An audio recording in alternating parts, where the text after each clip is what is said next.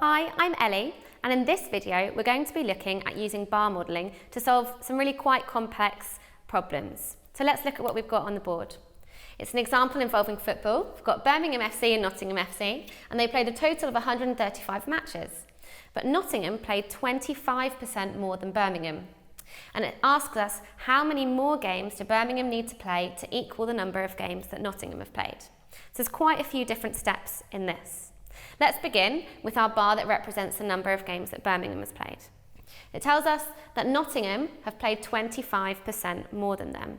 So we want pupils to think about how they'd represent this. Effectively, this bar here represents 100% of the games that Birmingham have played. But we don't know how many that is at the moment. We do know it's 100% of the games they've played. Nottingham have played 25% more than them. So we know that Nottingham's bar is going to be bigger than Birmingham's. But how much bigger? Well, we want pupils to think about how they'd represent 25% on here. And they should know by this point that 25% is the same as dividing it into 4 equal parts. So we can divide our bar into 4 equal parts. Each of those is 25%.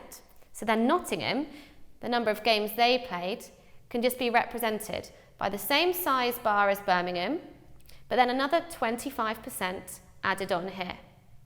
So that overall, they've played 125% of the number of games that Birmingham played. We can break these parts up as well, and these are equal parts.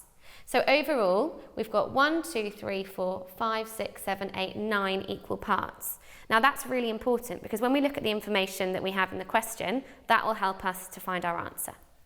They played 135 matches altogether. So let's label that 135. And at this point, you'd ask your pupils, if this represents 135 and I've got 9 equal parts, how do I find out what each part is? And they should hopefully be able to see that you just need to do 135 divided by 9. And that will give you 15.